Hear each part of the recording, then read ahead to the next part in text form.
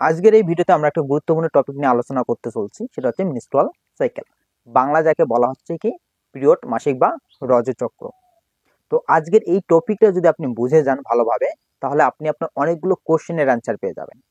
যেমন ধরেন যে পিরিয়ডের সময় কেন ব্যথা হচ্ছে, কনসেপ্ট করলে কেন পিরিয়ড মিস যাচ্ছে, বা কোন সময় সেক্স করলে গর্ভধারণের সম্ভাবনা বেশি থাকে, এবং কোন কোন হরমোনগুলো মেয়েদের ক্ষরণ হচ্ছে এবং কোথা থেকে ক্ষরণ হচ্ছে, কোথায় গিয়ে কাজ করতেছে, এই সবগুলো অ্যান্সার পেয়ে যাবেন এই টপিকটা যদি আপনি ভালোভাবে বুঝতে যান তাহলে।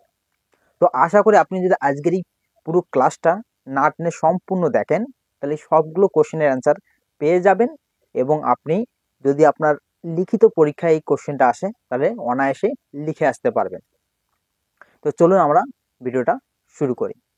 তো আমরা যদি মেনস্ট্রুয়াল সাইকেলটা ভালোভাবে বুঝতে চাই, তাহলে আমাকে ফিমেল ইন্টারনাল অর্গান আছে, রিপ্রোডাক্টিভ অর্গান, সে সম্পর্কে একটু জানতে হবে। তো আমার এই ফিগারটা হচ্ছে কি ফিমেল ইন্টারনাল রিপ্রোডাক্টিভ অর্গানের। তো এখানে আমরা কি দেখতে পাচ্ছি, এই যে দুই পাশে দুইটা টিউব, এই দুই টিউবকে বলা হয়, এই দুটাকে বলা হয় ফেলোপিয়ান টিউব। ফেলোপিয়ান টিউব, ঠিক আছে। আর দুইটা, এই যে দুইটা আমাদের দুই দিকে ডিমের মতো, এই দুটাকে বলা হচ্ছে কি অভারি। অভারি, অভারিতে কি থাকে? অভারিতে অসংখ্য অপরিপক্ক ডিম্বাণু থাকে। কিরকম? এইরকম তার সাইডে এইরকম একটা অপরিপক্ক ডিম্বাণু, এবং সাথে তার চারপাশে কতগুলো সেল থাকে, সেগুলোকে ফলিকল বলা হয়। তো এগুলো কি থাকে, দুই দুই পাশেই অসংখ্য ডিম্বাণু থাকে। এই এই এই অভারিত, এই অভারিত, কিন্তু আমি একদিকে দেখাচ্ছি সুবিধার জন্য, বোঝানোর জন্য। তো এই দিকে যে অপরিপক্ক যখন থাকে, তখন সেই ডিম্বাণুটিকে বলা হয় প্রাইমারি ওসাইট। প্রাইমারি ওসাইট অর্থাৎ অপরিপক্ক ডিম্বাণু। আর এই যে আমাদের এইরকম, ঠিক এইরকম মাঝখানে, তো এটা হচ্ছে অপরিপক্ক ডিম্বাণু। আর চারদিকে যে জামাটা, তাকে বলা হচ্ছে কি প্রাইমারি ফলিকল, ঠিক আছে। এটা হচ্ছে কি অভারিতে থাকে। এরপর এই যে জিনিসটা, এটাকে বলা হচ্ছে কি ইউটেরাস। তো ইউটেরাসের কয়েকটা লেয়ার আছে।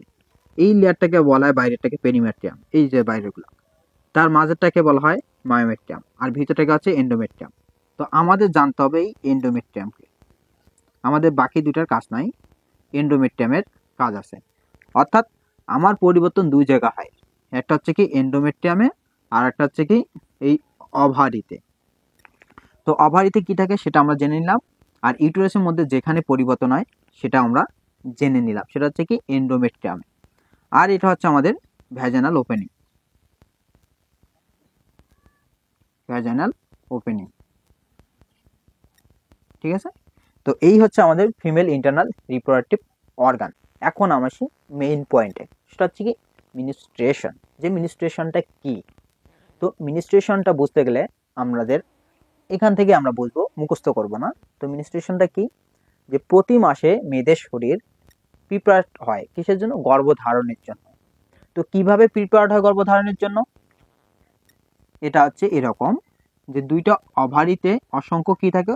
অপরিপক্ক ডিম্বাণু থাকে।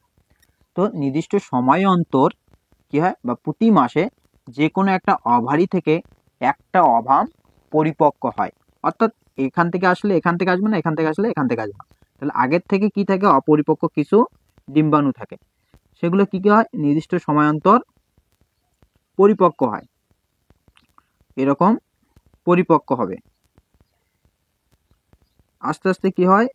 এই ডিম্বাণু এবং ফলিকল আলাদা হয়ে যায়। তো যাই হোক, এটা একটা ঘটনা ঘটে, এটা নির্দিষ্ট সময়ান্তর এই জিনিসটা ঘটে। অপরিপক্ক ডিম্বাণুটা অর্থাৎ প্রাইমারি ওসাইটটা এই যে সেকেন্ডারি ওসাইটে পরিণত হয়। আর এই যে ফলিকলটা ছিল, এই ফলিকলটাও আস্তে আস্তে পরিপক্ক হয়, এটাকে বলা হয় গ্রাফিয়ান ফলিকল। আর এই গ্রাফিয়ান ফলিকল হচ্ছে এটা। আর যখন এই যে আমাদের প্রাইমারি সেকেন্ডারি ওসাইট এবং ফলিকল আলাদা হয়ে গেল, তখন এই জিনিসটার নাম, অর্থাৎ ফলিকলটার নাম হয়ে যায় কর্পাস লুটিয়াম। অর্থাৎ গ্রাফিয়ান ফলিকলটার নাম হয়ে গেল কর্পাস লুটিয়াম। তাহলে এটা দুইটা জিনিস হয়ে গেল, ঠিক আছে। তো একটা নির্দিষ্ট সময়ান্তর এই কাহিনীটা ঘটে। ঠিক ওই একই সময়ে যখন এটা এরকম বড় হচ্ছে বা মানে ডিম্বাণুটা পরিপক্ক হচ্ছে, ঠিক একই সময় এই যে এন্ডোমেট্রিয়াম লেয়ারটা এটা কি হয়, এরকম মোটা হয় বা পুরু হয় বা এরকম করে তৈরি হয়। তো যখন এই কাহিনীটা ঘটতেছে ঠিক সে একই সময় এই জিনিসটাও তৈরি হচ্ছে। কেন তৈরি হচ্ছে? এই যে ডিম্বাণুটা আসলো, এই ডিম্বাণুটা এসে অ্যাম্পুলাতে 48 ঘন্টা ওয়েট করবে, 48 আওয়ার্স। কার জন্য ওয়েট করবে? স্পামের জন্য। অর্থাৎ ভ্যাজাইনে পথে যদি স্পাম আসে তার সাথে মিলনের জন্য সে এখানে 48 ঘন্টা ওয়েট করবে। 48 ঘন্টা পর কিন্তু আর সে জাইগোট ঘটাবে না বা এর সাথে মিলন বা মিলিত হবে না। যদি হয় সেটা অ্যাক্সিডেন্ট, কিন্তু হওয়ার চান্স নাই। তো আমাদের তো প্রতি মাসে কি হয়, মেয়েরা হচ্ছে যে আপনার গর্ভধারণ করে না। তো কি হয়, এদিকে স্পাম আসলো না, এখানে ওয়েট করলো 48 ঘন্টা, তারপর এটা এখান থেকে সরে আসবে। অর্থাৎ যেখানে আসুক আসুক সরে আসে।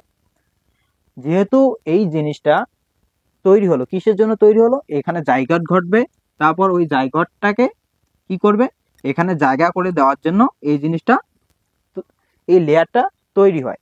কিন্তু যেহেতু এখানে জাইগোট ঘটলো না, তখন কি ঘটে, এই জিনিসটা আর থাকে না। এটা নির্দিষ্ট সময় অন্তর একটা থাকার পর কিছু হরমোনাল চেঞ্জের কারণে কিছুদিন পর 4 থেকে 5 দিন এইটা ছিঁড়ে বের হয়ে যায়। এই যে লেয়ারটা তৈরি ছিল এটা থেকে, এটা 4 থেকে 5 দিন অন্তর ছিঁড়ে এই ভ্যাজানা পথে বের হয়ে যায়। তখন কি হচ্ছে, ব্লিডিং হচ্ছে।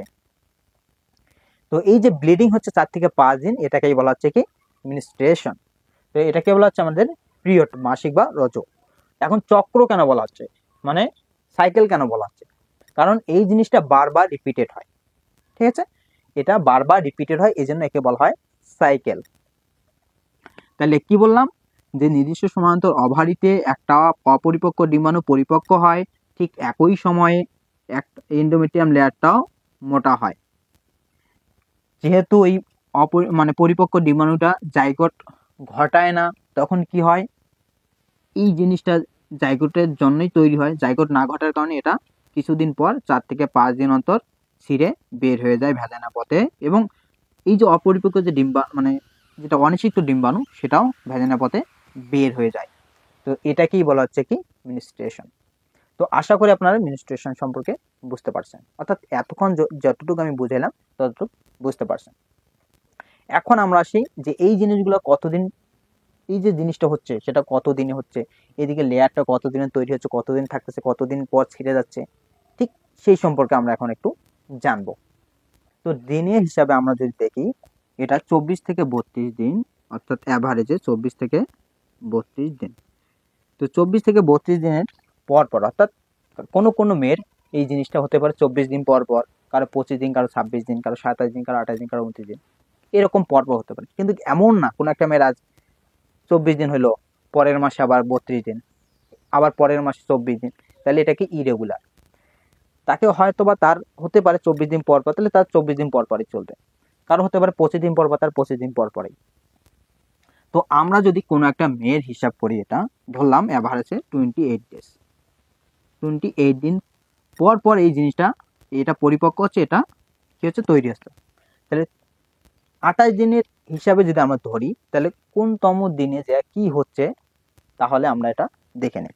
প্রথমত এইদিকে আমরা যেটা আঁকবো সেটা হচ্ছে কি এন্ডোমেট্রিয়ামের যে লেয়ারটা সেটা কতটুকু পুরু হচ্ছে সেটা, আর এই দিনের আমাদের দিনের হিসাবটা। তো এই ঘটনার উৎপত্তি হচ্ছে কোন দিন থেকে, এই যে 28 দিনের সেই প্রথম 4 দিন হবে ব্লিডিং, অর্থাৎ এই 28 দিনের মধ্যে প্রথম 4 দিন ঘটবে ব্লিডিং, অর্থাৎ এই লেয়ারটা আমাদের তৈরি হয়ে আছে, ঠিক আছে? সাথে এখানে একটা অনিষিক্ত ডিম্বাণু আছে, সেটা কি হচ্ছে, এইটা 3 থেকে 4 দিন এটা কি হয়েছে, ছিঁড়ে বের হচ্ছে। অর্থাৎ এইরকম মোটা ছিল এন্ডোমেট্রিয়ামটা, সেটা কি হচ্ছে, ছিঁড়ে বের হয়ে যাচ্ছে 4 দিন বা 4 থেকে 5 দিনের মধ্যে। তো ধরলাম 28 দিনে 4 দিনে এটা ছিঁড়ে বের হয়ে যাচ্ছে এবং অনিষিক্ত ডিম্বাণুটা চলে যাচ্ছে। তাহলে পঞ্চম দিনে তার দাঁড়াবে এরকম একটা ইউটেরাস, তার লেয়ারটা দাঁড়ালো এরকম নতুন। এবার কি হবে, যেহেতু এখানে ব্লিডিং ঘটলো 1 থেকে 4 দিন, এটাকে বলা হচ্ছে কি ব্লিডিং বা মিনস্ট্রুয়েশন, ব্লিডিং বা মিনস্ট্রুয়েশন।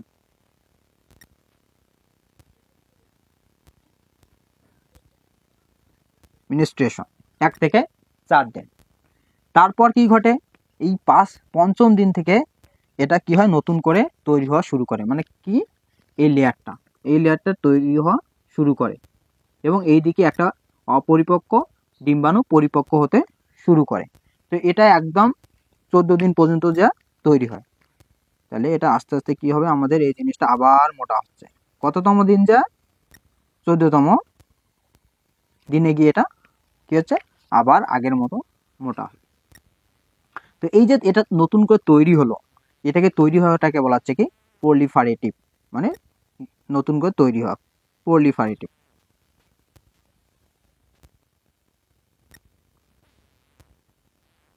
প্রলিফারেট করা। ঠিক এই দিকে কি হয়, ওভারিতে ফলিকলটাও পরিপক্ক বা এটাই ফেজটাকে বলা হয় ফলিকুলার ফেজ। Follicular phase. তাহলে 5ম থেকে 14 দিন পর্যন্ত এটা তৈরি হলো। তারপর কি হবে, 14 থেকে 28 দিন পর্যন্ত এটা স্টেবল হবে। তো এটা স্টেবল হয় 28 দিন পর্যন্ত, ঠিক আছে? এটা স্টেবল হচ্ছে 28 দিন পর্যন্ত। তো এটাকে বলা হয় লুটিয়াল ফেজ। লুটিয়াল ফেজ বা সেক্রেটরি ফেজ।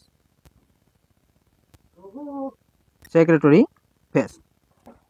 তো এটাকে লুটিয়াল ফেজ বা সেক্রেটরি কেন বলা হচ্ছে, কারণ এক সেক্রেশনের কারণে এই যে এটা তৈরি হলো, মোটা হইলো, এটাকে আবার কি করে ধরে রাখে, এই জন্য এটাকে সেক্রেটরি ফেজ বলা হয়। কারা ধরে রাখে, কেন ধরে রাখতেছে, এটা আমরা পরে বুঝবো।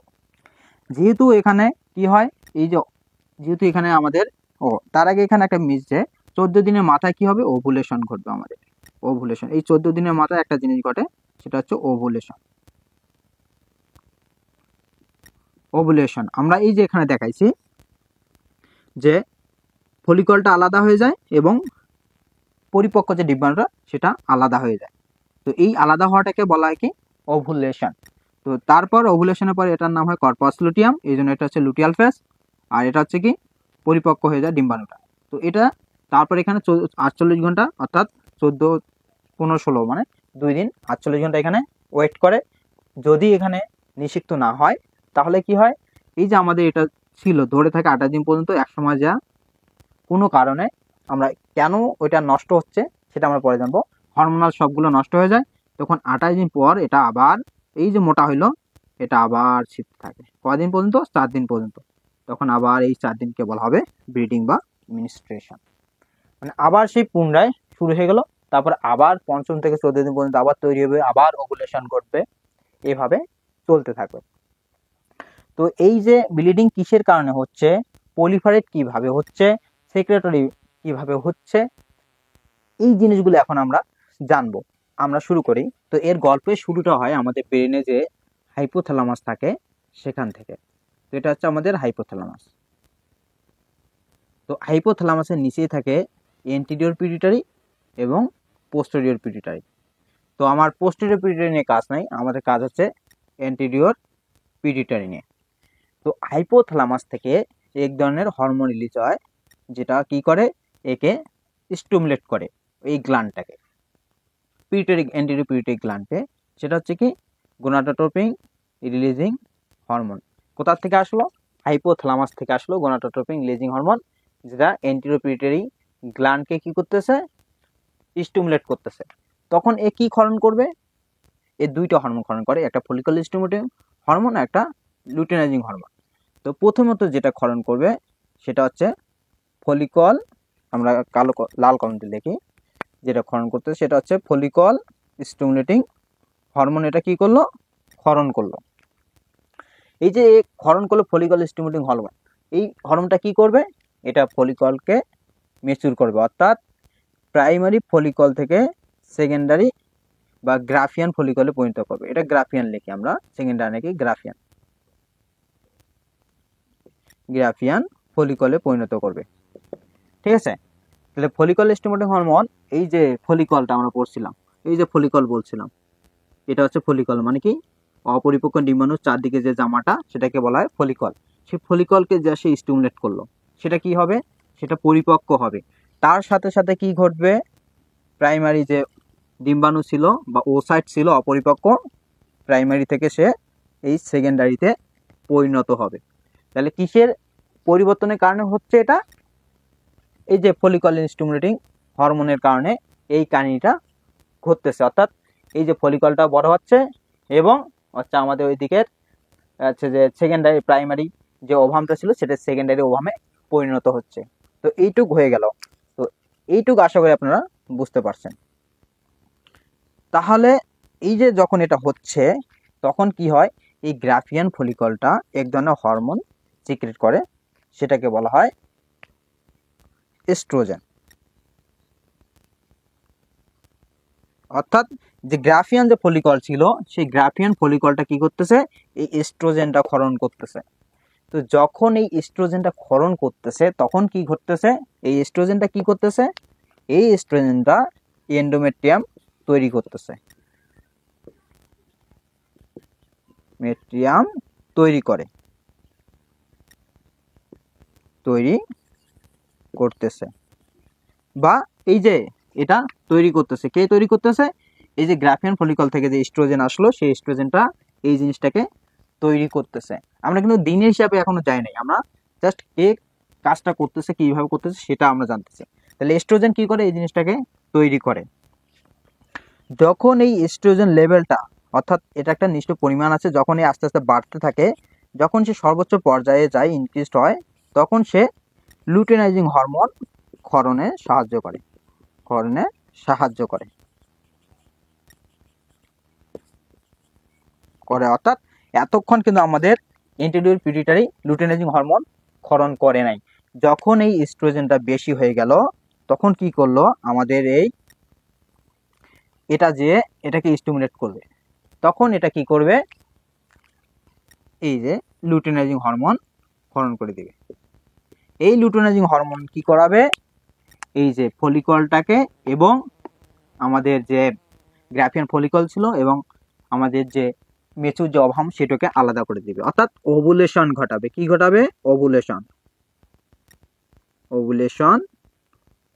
ঘটাবে। কে ওভুলেশন ঘটাচ্ছে, এটা হচ্ছে কি লুটেনাইজিং হরমোন। অর্থাৎ কি হয়ে যাবে আমাদের এই কাহিনীটা, কি ঘটবে, ওভুলেশনে এটা ঘটবে।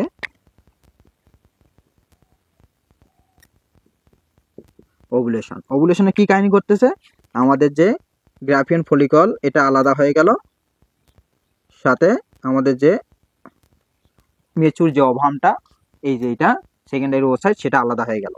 তখন এটার নাম আমরা কি বলছিলাম, এটা কি হয়ে যায়, কর্পাস লুটিয়াম। আর এটা তো আমাদের সেকেন্ডারি ওসাইট, এটা হয়ে গেল। ঠিক আছে, এখন যখন এটা হয়ে গেল তখন এটা কি করবে, এটা তো এখানে চলে যাবে আর এখানে পড়ে থাকলো কর্পাস লুটিয়াম। এই কর্পাস লুটিয়াম কয়েকটা হরমোন ক্ষরণ করে। কি কি হরমোন ক্ষরণ করে, একটা হচ্ছে কি প্রোজেস্টেরন, আর একটা হচ্ছে কি তিনটা, সাথে সাথে এস্ট্রোজেনও ক্ষরণ করে, এবং তার সাথে ইনহেবিন। তো এই যে হরমোনগুলো সে এইটা যে গ্ল্যান্ড হিসাবে কাজ করলো, কর্পাস লুটিয়াম একটা গ্ল্যান্ড হিসাবে কাজ করতেছে, ফলিকলও একটা গ্ল্যান্ড হিসাবে কাজ করলো, সে এস্ট্রোজেন ক্ষরণ করলো, কর্পাস লুটিয়াম গ্ল্যান্ড হিসাবে কাজ করতেছে, সে এই জিনিসগুলো ক্ষরণ করলো। তখন এই জিনিসগুলো কি করে, এই জিনিসগুলো কয়েকটা কাজ সম্পন্ন করে। এই বিশেষ করে প্রোজেস্টেরনটা কি করে, আমরা বললাম যে 14 থেকে 28তম দিন যে এটা স্টেবল হয়, ঠিক আছে, বা এটা লুটিয়াল ফেজ বলছিলাম, এই যে কর্পাস লুটিয়াম এটাকে কন্ট্রোল করতেছে, এটা কি করে স্টেবল হবে, মানে এটাকে ধরে রাখবে, এটা মোটা হলে এটাকে এখন স্থায়িত্ব দিবে। তো এই যে ধরে রাখতেছে তার মানে কি এন্ডোমেট্রিয়ামকে ধরে রাখে বা স্টেবল করে, স্টেবল করে, অর্থাৎ 28 দিন পর্যন্ত এটাকে ধরে থাকতেছে, কে থাকতেছে, প্রোজেস্টেরন। তারপর কি করে, এই তিনটায় আবার কি করে, এইটার ফিডব্যাক মেকানিজম হচ্ছে ফলিকল স্টিমুলেটিং হরমোন, অর্থাৎ এই যে ফলিকল স্টিমুলেটিং হরমোন এবং লুটেনাইজিং হরমোন ক্ষরণ করতে দিবে না, ক্ষরণ করতে বাধা দেয়। অর্থাৎ যতদিন এটা সম্পূর্ণ হচ্ছে না ততদিন এটা কি করবে, এই জিনিসগুলোকে বাধা দিবে। তো এই দিক পর্যন্ত আমরা ঠিক আসলাম, যে এটা তৈরি হলো, এটা এইদিকে মেচুর হলো, ওভুলেশন ঘটালো, এই দিক পর্যন্ত আমরা ঠিক আসলাম, এটাও এখানে চলে গেল আর রেখাও তৈরি হয়ে গেল, এটাও স্টেবল হয়ে গেল। এখন পুরা জিনিসটা নির্ভর করতেছে এই যে আমাদের ব্যাচেলার উপর, সেটা হচ্ছে কি আমাদের মেচুর ওভাম, অর্থাৎ এখানে যে সে 48 ঘন্টা ওয়েট করতেছে, সে যদি মিলিত হয় কোনো স্পার্মের সাথে তাহলে ঘটনাটা অন্য ঘটে, আর যদি এটা মিলিত না হয় তখন তো এটা ছিঁড়ে বেরিয়ে যাচ্ছে। তো আমরা পড়তেছি কোনটা, যে মিলিত হচ্ছে না। তো এখানে আমাদের কি হচ্ছে, এই যে যদি মিলিত হয় তাহলে কি হবে, এই জিনিসটা থাকবে, কারণ কি এটাকে তো জায়গা করে দেওয়ার জন্য তৈরি হচ্ছে। তো এটা হয়ে গেলে ওটাকে ও জায়গা করে দিব, এখানে কি হবে আস্তে আস্তে বড় হবে, বাচ্চাটা বড় হবে, এই জন্য জায়গা করে দিচ্ছে। এই জন্য আমাদের ওই সময় কি হয়, মিন্স অফ থাকে। তো এই অ্যান্সারটা পাওয়া গেলো যে পিরিয়ডের সময় কেন মিন্স অফ থাকে, ওই যে এন্ডোমেট্রিয়ামটা ছিঁড়ে যাচ্ছে না, এটা থেকে যাচ্ছে, এই জন্য সেটাকে হচ্ছে মেনস্ট্রুয়েশন হচ্ছে না। তো যাই হোক, ওটা জানলাম। এখন আমাদের পরবর্তী এইটুক ঘটার পর এর উপর নির্ভর করতেছে, যদি এই মেচুর ওভামটা নিষিক্ত হয় তাহলে এটা ছিঁড়বে না, এই জিনিসগুলো কন্টিনিউ হতে থাকবে, কর্পাস লুটিয়ামও থাকবে, এই জিনিসগুলো এই এন্ডোমেট্রিয়ামও টিকে থাকবে। যেহেতু এটা কি হচ্ছে না, নিষিক্ত হচ্ছে না, সেহেতু কি হয়, আমাদের এই যে কর্পাস লুটিয়ামটা ছিল নিষিক্ত না হওয়ার কারণে, এই যে 48 ঘন্টা পর নিষিক্ত না হওয়ার কারণে এই কর্পাস লুটিয়াম নষ্ট হয়ে যায়। অর্থাৎ নিষিক্ত না হলে এটা নষ্ট হয়। কি আমরা লিখতে পারি, যে অভাম নিষিক্ত না হলে কি ঘটে, কর্পাস লুটিয়াম নষ্ট হয়, কর্পাস লুটিয়াম নষ্ট হতে শুরু করে।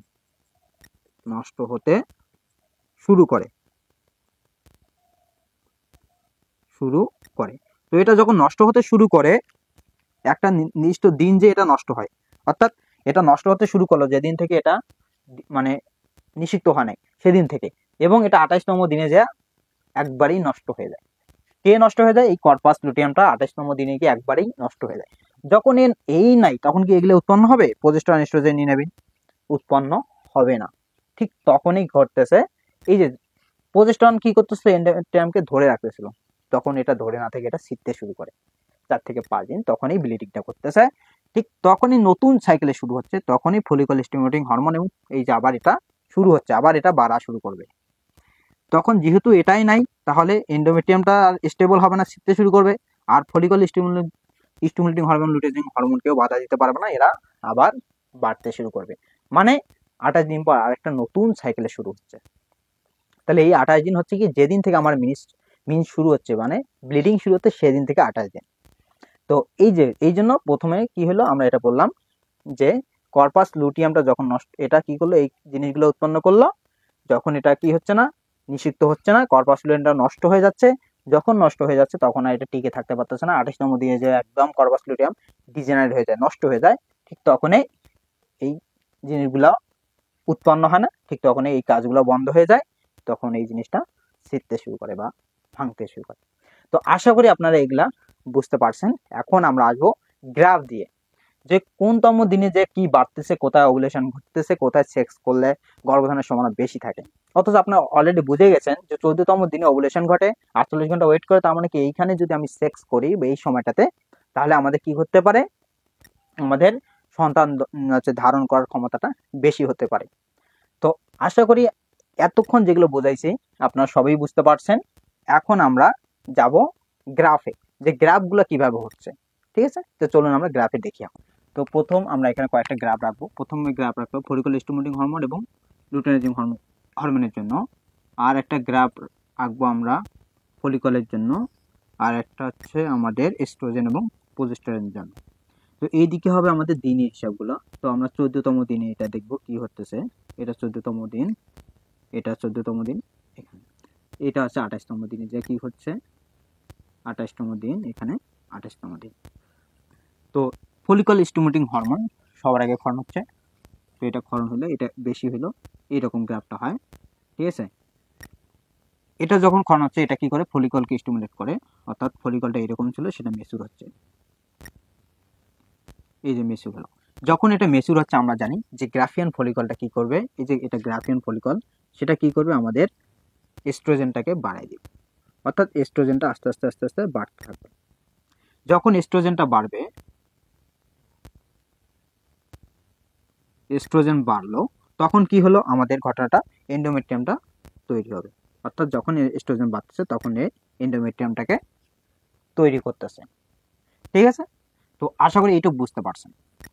পরবর্তী কাহিনী ঘটতেছে আর ওভুলেশনের উপর, অর্থাৎ এখানে ওভুলেশনটা কেন ঘটলো, এই যে আমাদের যখন এস্ট্রোজেনটা বাড়লো, বেশি হয়ে গেল, তখন এটা কি করে, এই যে এন্টিটো পিটিউটারি হরমোনকে বা গ্ল্যান্ডটাকে কি করে স্টিমুলেট করে। তখন এ কি করে, এতদিন কিন্তু আমাদের লুটিয়াজিং হরমোন ক্ষরণ হয়, সে পরবর্তীতে এই 14তম দিনে যে লুটিয়াজিং হরমোনটা বেড়ে যায়, তখন কি হয়, ওভুলেশন ঘটে, অর্থাৎ এই যে অভানটা আলাদা হয় এবং গ্রাফেন ফলিকল, যেটার নাম হয়ে যায় কর্পাস লুটিয়াম, সেটা আলাদা হয়ে যায়। যখন কর্পাস লুটিয়াম আলাদা হয়ে গেল এদিকে, তখন কি হলো, এই কর্পাস লুটিয়াম প্রোজেস্টেরন, এস্ট্রোজেন এবং ইনহিবিন ক্ষরণ করতেছে। অর্থাৎ প্রোজেস্টেরন কিন্তু আগে হয় নাই, প্রোজেস্টেরন এখন কি করতেছে, 14 দিনের আগে কিন্তু প্রোজেস্টেরন নাই, এই কর্পাস লুটিয়াম হওয়ার কারণে প্রোজেস্টেরনটা বাড়লো এবং ওভুলেশনের পরে এস্ট্রোজেনটা কমে যায়। তারপর আরেকটা আছে কি ইনহিবিনও তৈরি হয়। তো যখন এখানে প্রোজেস্টেরন আমাদের উৎপন্ন হচ্ছে, এই যে জিনিসটা প্রোজেস্টেরন যখন উৎপন্ন হচ্ছে, তখন কি হয়, এই জিনিসটাকে সে স্টেবল করে ধরে রাখতেছে, ঠিক আছে, এই ফেজে গিয়ে। তো এটাকে যখন সে স্টেবল করতেছে, তখন এটা ধরে রাখতেছে। তারপরে কাজটা হলো, এই যে নিষিক্ত যে আমাদের মেচুর ওভামটা গেল, এটা যখন নিষিক্ত হচ্ছে না, যখন এটা নিষিক্ত হবে না, তখন কি হবে, কর্পাস লুটিয়ামটা নষ্ট হতে শুরু করে। অর্থাৎ এই জিনিসটা তখন, আরেকটা জিনিস কি, যখন এটা প্রোজেস্টেরন উৎপন্ন হলো, তখন কি করলো, এরা কিন্তু ফলিকল স্টিমুলেটিং হরমোন এবং লুটিয়াজিং হরমোন ক্ষরণে বাধা দিবে, অর্থাৎ এগুলো একদম কমে যাবে, ফলিকল স্টিমুলেটিং হরমোনও কমে গেল। তারপর কি হচ্ছে, যখন কর্পাস লুটিয়ামটা নষ্ট হবে কততম দিনে গিয়ে, 28তম দিনে গিয়ে একদম ডিজেনারেট হয়ে যায়, একদম নষ্ট হয়ে যায় 28তম দিনে। যখন এটা 28তম দিনে গিয়ে নষ্ট হয়ে যায়, যখন আমরা বলছিলাম যখন কর্পাস লুটিয়াম নষ্ট হবে, তখন প্রোজেস্টেরন, এস্ট্রোজেন এবং ইনহিবিনও নষ্ট হয়ে যাবে। অর্থাৎ এই যে জিনিসগুলা নষ্ট হয়ে গেল, আমাদের প্রোজেস্টেরনও 28তম দিনে গিয়ে নষ্ট হয়ে গেল, ইনহিবিনও নষ্ট হয়ে গেল। যখন এগুলো নষ্ট হয়ে গেল, তো এগুলো কি কাজ করতেছিল, এন্ডোমেট্রিয়ামকে স্টেবল করে রাখতেছিল। তো যখন এগুলো নষ্ট হয়ে গেল, তখন কি করলো, 28 দিন পর আবার নতুন সাইকেলের শুরু হলো, আবার ব্লিডিং শুরু হলো।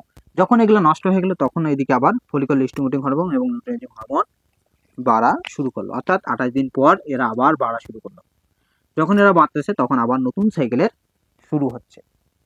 তাহলে এই জিনিসটা হচ্ছে কি, এটা হচ্ছে আমাদের ফলিকল স্টিমুলেটিং হরমোন, আর এটা লুটিয়াজিং হরমোন। এইটা কি হলো, একদম 14তম গিয়ে বাড়লো, ওভুলেশন ঘটাইলো, সেই ovulation corpus luteum, oestrogen, progesterone এগুলো একটু উৎপন্ন করলো। তারপর কি উৎপন্ন করলো, এগুলা এই এন্ডোমেট্রিয়ামের উপর ইফেক্ট করলো। তাহলে এটা আমরা দেখলাম যে গ্রাফের মাধ্যমে। তো এই ছিল আমাদের গ্রাফের মাধ্যমে মেনস্ট্রুয়াল সাইকেল, যা গ্রাফের মধ্যে কোন তম দিনে গিয়ে কি ঘটতেছে। ঠিক আছে, তো আশা করি আপনারা মেনস্ট্রুয়াল সাইকেল বুঝতে পারছেন। এবং আপনাদের যে কোশ্চেনগুলো ছিল, যেমন পিরিয়ডের সময় ব্যথা কেন হচ্ছে, পিরিয়ডের সময় ব্যথা হয় কারণ প্রোস্টাগ্ল্যান্ডিন নামক এক ধরনের কেমিক্যাল ক্ষরণ হয়, তার কারণে ব্যথা হয়। এই জন্য আমরা কি করি, বিভিন্ন পেন কিলার খাই, যেটা কি করে, প্রোস্টাগ্ল্যান্ডিনকে ইনহিবিট করে। তারপরে হচ্ছে আমাদের কি, পিরিয়ডের সময় আচ্ছা আমাদের কনসেপ্ট করলে কেন পিরিয়ড হয় না, কারণ কি, ওই যে এন্ডোমেট্রিয়াম লেয়ারটা ছিঁড়ে না, কারণ কি, ওটা জাইগোটের জন্যই তৈরি হয়, যখন জাইগোট ঘটে যায় ওখানে আসি ওটা বড় হয়, এই জন্য আর ছিঁড়ে না, তখন ব্লিডিংও হয় না, এই জন্য আমাদের কনসেপ্ট করলে পিরিয়ড মিস যায়। তো এটা গেল। তারপরে আমরা আসলাম যে কোন সময় সেক্স করলে গর্ভধারণের সম্ভাবনা বেশি থাকে। তো এর গর্ভধারণের সম্ভাবনা বেশি থাকে এই যে 14তম থেকে 16তম দিনে কি হয়, যখন ওভুলেশনটা ঘটে, তখন কি হয় আমাদের, এই যে যদি এই সময় স্পাম যায়, তখন গর্ভধারণের সম্ভাবনা বেশি থাকে, এই জন্য এটাই হচ্ছে উপযুক্ত সময়। তো আশা করি আপনারা এই যে মেনস্ট্রুয়াল সাইকেল, পিরিয়ড, মাসিক বা রজস্বল্য সম্পর্কে জানতে পারছেন এবং বুঝতে পারছেন। যদি কোনো কোশ্চেন থাকে তাহলে আপনারা কমেন্ট বক্সে জানাতে পারেন, এবং ভিডিওটি কেমন লাগলো সেটা কমেন্ট বক্সে জানাতে পারেন। ধন্যবাদ সবাইকে।